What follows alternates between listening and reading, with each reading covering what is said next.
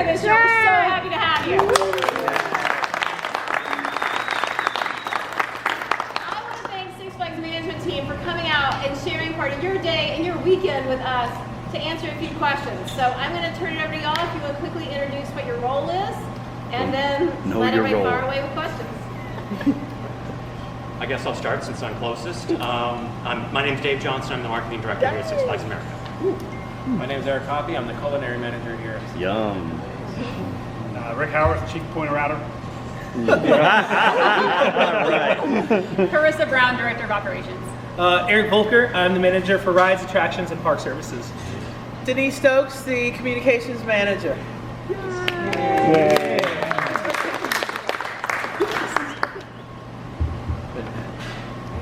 Who has a question? Well, if anybody has any questions, don't hesitate. Raise a hand and yes, sir. Are you ready to say anything new about Fright Fest this year? Is there going to be something new at Fright Fest? Or? Yes, there's going to be plenty new about Fright Fest. Most importantly, right now, you need to know is there's actually going to be a bonus weekend tacked on to the end. So, sweet. Does it involve November 1st or 2nd? November, First and second? First, second, and third. Birthday rides. Two of us here have birthdays. Really? I think all of us have birthdays. What I would say is that Fright Fest will definitely look different on our midways. There will be a lot of new things to see, a lot of new things that you're going to want to photograph and take pictures with. We are going to have some tweaks inside some of our houses. There will not be a new house, but there will still be plenty that you will want to come and see and experience. I noticed at the front the souvenir bottle holders. There's one there that looks like it's what is it? It looks like it's steampunk. Is that going to be a change in theme, or is there going to be a theme for Fright Fest that you're going There will forward? be a change in theme. It will not be steampunk. Okay, it just looked like steampunk.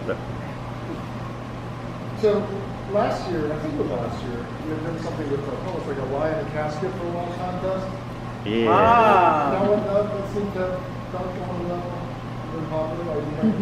That went amazingly well for us, and we are bringing it back this year. We're going to make a formal announcement about it on September 2nd, which is Labor Day, and it'll be the same, pretty much the same format where you go online to register. And the big difference this year is that, should I say what we're doing this year? It's up to you. It's your thing.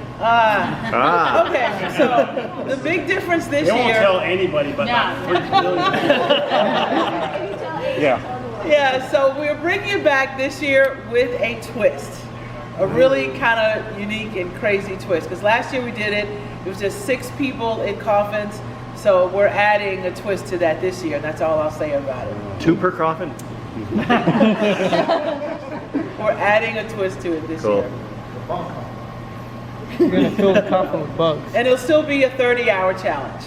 Nice. That was so cool. It really was. And everybody at work was like, "Are you going to do it?" And I'm like, everybody heard about it. It was just amazing. That was sweet. Do you guys ever have, Eric, do you guys ever have a plan for having something like some unique food item that, like, you know, because some of the parks have some like Dole Whip. They have these things and they just going like nuts. Is there something in the works at Six Flags for that? Yes, I mean, we're always trying to keep on track of different fads and trends going on. So I mean, whenever the opportunity presents itself, we do it. It all depends on the equipment that we have, and that if it's something easily we can put in, and also that involves the investment. Dole Whip, you need a special machine and all that for. But we're always looking at different things, looking at different food shows and things that we can bring in, and whether introduce it as an LTO or run it for a full year. So we're always trying to look at different things. The stuff you did for 4th of July was amazing. Limited time offer. I was going to mention that. I mean, it was here during 4th Fest, standing with the grill cart. That was phenomenal. That jerk chicken was. That jerk chicken was the best bite of food I've ever had in this park. Yeah. Wow.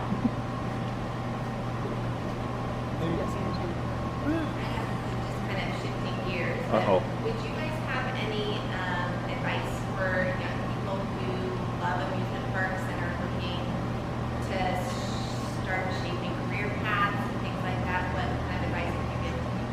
SixFlagsJobs.com.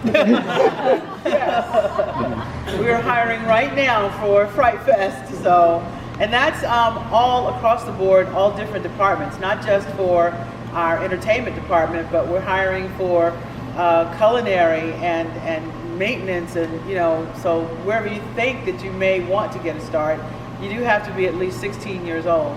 I think at least 16 to apply? There's some that are 15. Okay. Most are 16.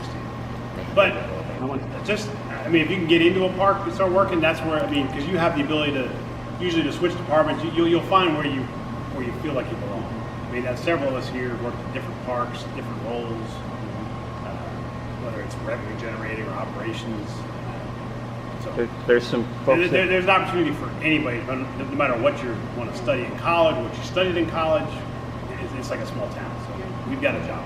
And don't limit yourself necessarily to one area. I mean, we've all worked in so many different areas. I think I've worked in just about every division that Six Flags has to offer. So That's just today. Yeah, just today. So just because you really enjoy one thing, still get out there and learn as much as you can while you're at the park, and so you can truly find your niche and what you really want to do if you feel like being in a park is your career path. Emulating what they say, schooling and college, there's tons of us. There are people who have teaching degrees and business degrees and history degrees. I know so many colleagues that they went to college, and while they were in college, they started working at Six Flags, and they found out that Six Flags was going to be their new home. So, if you're looking for something specific, do what you love. And once you're in the industry and working, on a ride or in culinary, or even starting off as a sweeper in the streets here, you never know how far that can go and what that can do for you. And the experiences that you experience and things you learn are invaluable. It can literally take you anywhere. Everywhere. And I always say, if you work here and do well, I mean, you can literally go anywhere. And to Eric's point, talking about, do what you love and things like that, there are many, many people throughout all of Six Flags, between Canada, North America, and Mexico, and we are expanding internationally, but just between the three continents here, that they started out working at Six Flags when they were 15 and 16 years old, and now they're directors and they're vice presidents and things like that. So I've never seen a company like this before where so many, many people get their job very early on and they stay throughout their entire career. And I'll add as a final note, it's everybody, right? Try to add something new. We're all very passionate. It is good to start, in high school or college. You kind of transition into full time. You get to know people before you graduate, and this company is surprisingly small on the inside, so you get to know many people. The same is true for the entire industry. So, I've been in this industry for How long, Dave? How long? Go for it. some years, I guess. Since he was 10. You tend to see a lot of the same faces. So, as long as you stick around, you have a lot of paths open to you within a company like Six Flags or beyond. So, it's how many people work there? Total FTEs in the park. FTEs? Either one. About 2,000. 2,000.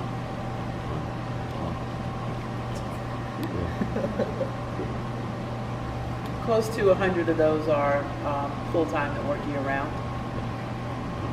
So, related question, to satisfy some idle curiosity I had from the conversation yesterday.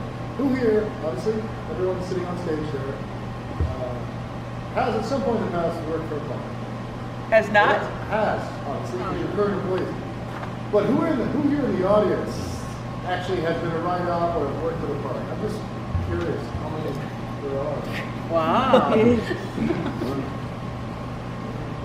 but you got fired. Well, this is my first theme park ever. That was him. Never got fired. This is my first theme park ever, so I've never done it before, and it's been great. I was offered a job here once. Only once? I know you guys won't say, but how do you guys know what's going to be announced next week? Of course. It's not so Of course. I didn't know how. It is probably the worst kept secret of the year. I don't know until you can show the secret. Who in this room doesn't know what they're getting? Yeah, I know. Stop it. You gotta wait to announce. Everybody knows. Keep watching our Facebook page. I didn't 'cause think we so. still got more to come. I thought we were just getting a new host. Yeah, we've still Yeah, got that more to stick come. I've been asking for. What's Great Adventure getting? New ride. They're getting a new ride. Maybe. Cool. Maybe? Maybe. I thought so. I don't know. Maybe a parking lot. Yeah, they really need a parking lot. I don't know. I've been watching those clues though. Yeah. Very good. So the clues. What are the clues? The clues? All the clues. I don't know. You guys cray see cray. clues? I don't know. We have some video clues coming up for you guys next week. And there's some signs around Gotham. that have been- We saw them. It took a while for some of us to get Facebook. We got it. Any other things other than whatever the new thing is next year going to happen? Like improvements and things? The front gate, are we going to see more of those things going? Yeah. That really looks great. We are going to try and hire about 2,000 people next year, though. That's pretty big. That's a big thing happening next year. But that would really looks quite impressive. Yeah, I echo what Sam said. I like taking You down put a real the, train horn on the train? unnecessary extra. Take a boost. windows. So clean. Yeah. Yeah, there's some electrical running that kind of prevents us from doing everything. So, moving. This is like new ride related, but Speak up, speak up. so when you're like planning new rides, do you ever look at the market around? Like, let's say you're not going to put a dive coaster in because Busch Gardens has one. You look at the market and see like what is different in the area that would set you apart from like King's Dominion or Busch Gardens. Dave can add on here, but we definitely take a look at what's going on around the area. I mean, just because somebody else has, obviously we put in Wonder Woman. It was a few years after King's Dominion put in their flyer. But, we won't. It won't prevent us from putting one in, but we try not to do it within a few years when they would. Yeah, we're not always able to know exactly what our competitors are going to do in any given year, but we, like you, have a pretty good idea. And fortunately, we haven't, as far as I know, introduced the same type of ride in the same year. That would be a little more of a challenging communication issue there. But it is nice when one of our competitors builds first, like in the case of that Wonder Woman type ride. We were able to build one taller, I believe, or at least better. I would say it's better. Theirs is taller, yours is better.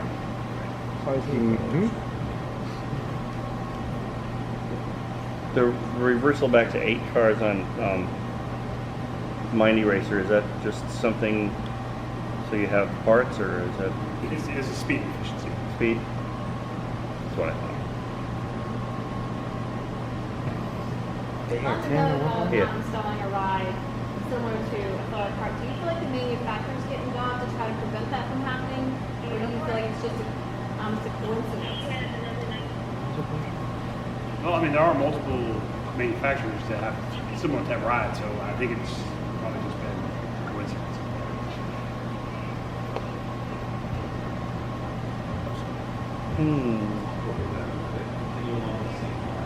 Can you speak up some, please? Last year, you had Apocalypse.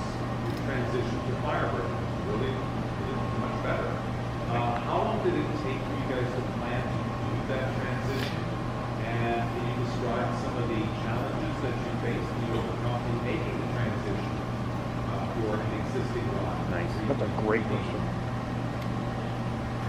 Okay, so that's maybe the hardest question in 10 years. I would say that I started the process with corporate engineering 18 months ago, maybe 2 years. 2 years? So we kicked it around, got some costs from B&M, then we went through all the proper approvals with our corporate board of directors, and that kind of got that launched. As far as challenges, I think the biggest thing was probably theming. Apocalypse is certainly one of our better themed rides in the park, following what was there before that was Skull Mountain, so that was a very heavily themed ride. So trying to balance that and still have a well-themed ride. I mean, it's pretty much after the apocalypse was over, so it gets a lot of green space and trees. And some of the stuff we plan now won't really pay off until next year. But I'm going to try to beautify the area. When you guys buy a new coaster, are you buying a pre-designed schematic, a blueprint, or are you in the dialogue where do you design it and they kind of build it? We don't design it. Yeah. We've certainly done both. We've had You have input into it. yes, yes, but it's a collaborative effort. It's just kind of a fun question. If budget and land like issues were not constrained, what kind of ride would you bring to the park? I didn't hear the question. Can you repeat it? If budget and land was not an issue, what type of rides would we bring to the park? That'd be a good one to just hear everybody's opinion on that. B&M, I would imagine. I take one of those. B&M gig. That'd be one. Non-coaster, I would say an indoor dark ride. This park really benefits from one of those. This park would really benefit from one of those. The Justice League rides are fun too. Oh, we'll go that way. There'll be an offering plate going by there.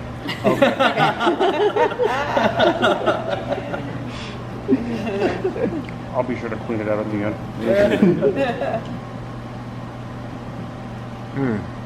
You're letting this guy get off easy. Where's all the food questions? Yeah, last year was the year. What's new for next year in food? Depends on how much he allows me to have. There you go. No, I mean, as I answered earlier, I mean, we're always looking at different trends and fads and everything and what we can offer. Of course, real estate sometimes is an issue and what we can fit into an existing building or convert another building that may be lacking in sales and seeing what we can do and push the envelope and find something that everybody's going to like as well.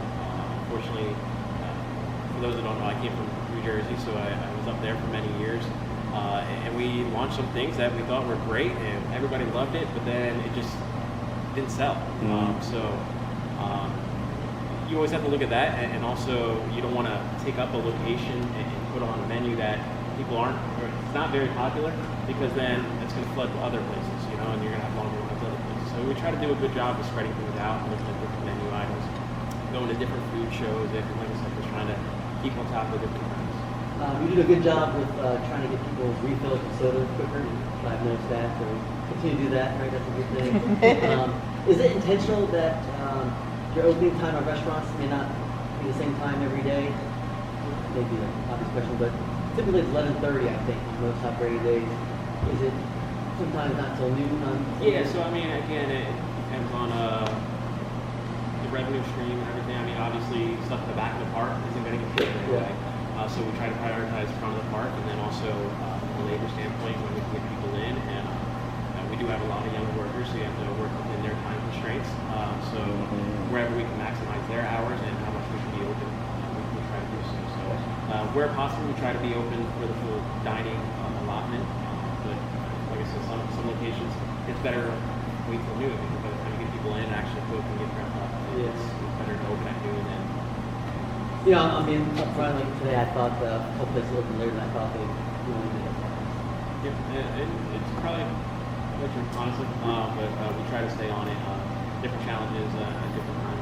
We've had an opening right on time, but two are the best as soon as we get the staff and everything's ready out. Cheesesteak is my favorite.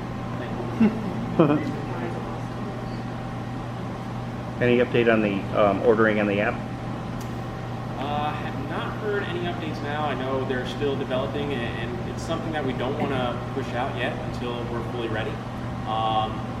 So we're doing a lot of testing in corporate offices, and before we roll it out and start doing a limited trial, and then once we feel fully confident, then we'll roll it out. Again, we don't want to roll something out that's not ready yet. Yeah.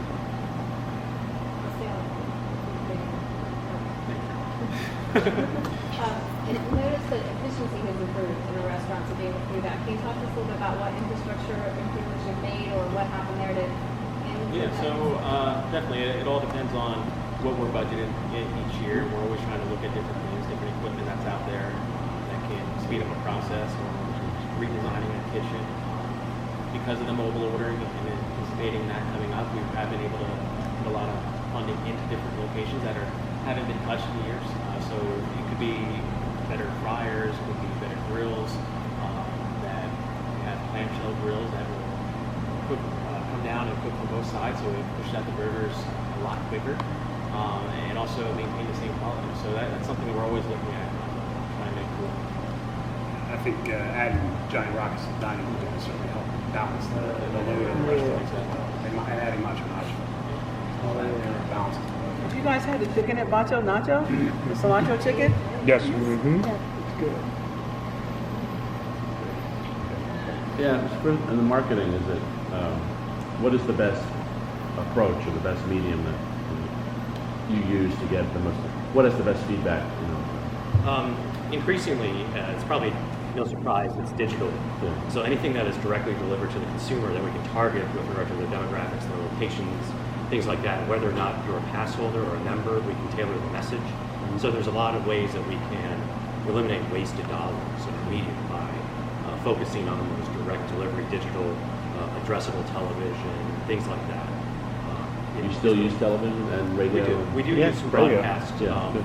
You know, it's a good kind of blanket medium when, for instance, we're opening for the season and things like that. But when we have specific messages for specific audiences, digital is, and we're certainly not alone. I think we're seeing that in larger trends, media trends. You know, broadcast, radio, and to some degree, television is being challenged by. Yeah, that's what I was wondering if you still do it. Not being local, I don't hear it. But your social media, I mean, your Instagram and things are very well done. Thank you. Wow, thank you for They're that. fun, yeah. And to even add to what Dave said about how marketing uses digital. So what I do is I take those marketing messages and then I try to incorporate that into TV, because that is the one medium that tells our story the absolute best. Because they've got those moving pictures, they send people out and you see them screaming and laughing and having a great time. So people see that and they think, oh my God, I gotta get there so that I can do the same thing with my family. So marketing and PR, and you know, I can't speak for other theme parks, but I can say within the Six Flags company, we work like this every single day. I'll say Deniece has done a really good job working with the team this year and getting more POVs out there as well, and delivering very visual guest experiences as they're out there. I think that's really awesome. Every time she comes to me, it's like, I need a coaster early, and I was like, today. But I think those are great, just building a right there for library to use. Yeah. Fun. I did a question about your photo pass. The other parks have a company-wide photo pass, but you guys aren't on it? Yes, they are. No? Okay. Not all parks. Great Adventure doesn't use the same. I was told you weren't on it. I was going to see if the same thing. You don't have the experts in front of you on the topic, but I Dorney, believe there's a couple Mission Kids different Adventure, independent and Valley systems. Fair. Yeah, that's what I was. Don't quite talk to each other, not yet. I showed this and they. How beautifully the East Park mounted front center. Yeah. Easy to read, not buried somewhere in mulch. Nice job. Our sign shop actually took the time and they, thought about what would look best and how to present that. So really, it's hats off to those guys in our sign shop that came up with the design and everything. And I kept like, look, guys, I need something out there. This has been sitting at my desk forever. They're like, okay, just let us take our time so we can really do it right. And they did. And I think they certainly hit a home run with that. One of the best presentations of the flag I've seen. Beautiful. The only way it would be better if it was actually Honolulu mini coaster. The sign shop and the carpenters assembling it too. And one thing we wanted to do, it would have been easy to just attach it to the building, but it's good to keep it out of arm's reach a little bit so that those who are waiting in line, for instance, don't turn to that for some entertainment. I mean, if they want to read it for entertainment, that's fine, but unfortunately, not everyone keeps it there. Will we see Cursed come back in version 3 this Yes. Fright Fest? Yes. I hope he wrote it so it's not the same format as. Time will tell.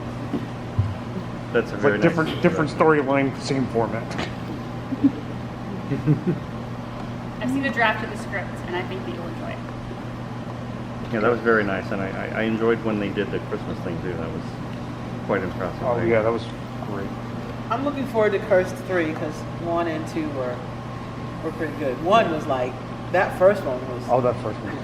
Yeah, the first one. And so we're definitely. We do want Luke to come back. You do what? Luke. Oh, he's hysterical. Yeah, We do miss him. Luke was a character. Yes. To say the least. But did you guys know that the actors for Cursed are some of them are Broadway actors? Yes. Yeah. Yep. So that just goes to show the level of talent and the caliber of talent that we get that come through this park. We get Broadway actors that want to come here and work with us on the weekends, and then they go back and spend Monday through Friday in New York City. So that's a big deal for the Stephanie park. was huge with that. And Mark coming all the way from the West Coast. I just wish I could get them to do interviews with TV. That's what I'm working on. Because nobody knows that our actors and singers and stuff come from New York City to do this. So I think that's a great story idea and helps to sell our shows during Fright Fest. As far as the Awakening, is there going to be anything new with the Awakening that we can be privy to? Has it ever been the same twice? No, you're right. I really liked the way they tied the Awakening to the stunt show last year. That was quite nice. Craig's got quite the mind with that stuff. Is that Craig has quite the mind when it comes to that stuff. He just twisted.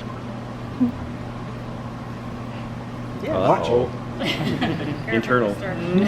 Oh no, So personally, I think the best shows we put on are during Holiday in the Park, especially the one we do in the Grand Theater. Are we gonna get the one from 2 years ago, or are we gonna get a new one this year?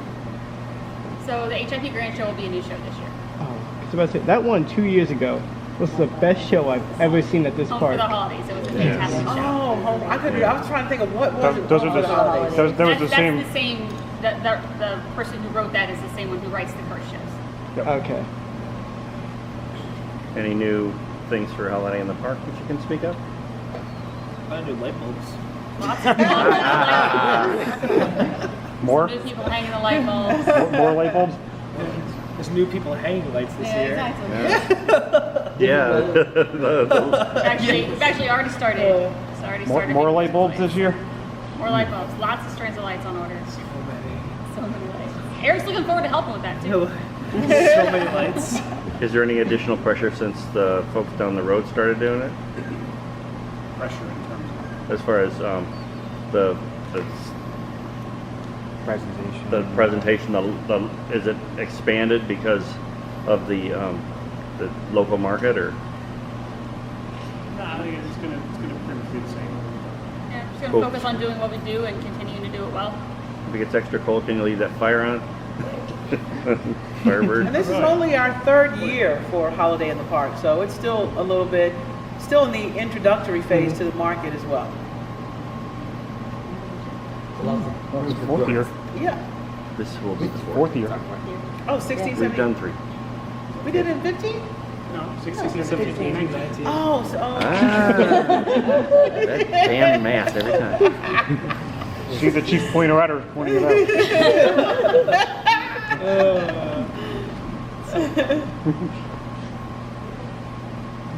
Anyone have one last question? What happened to all the pretzel machines? Yeah, what? The pretzel machines. Oh, that's a weird question. You can only find them in one place now. They're out there. Okay. This time of year, they start leaving early for school too, I think. They are out They there. gotta go back to college. So we're switching them out as we have some that stop working. So we have a vendor that can work with them, try to replace them. Otherwise, Colonial has it on the Poppe location. She had it, and Gotham should still have it. Thank you all so much for spending time in the park with us, answering our curiosities. Really appreciate you taking the time to share with us. Thanks.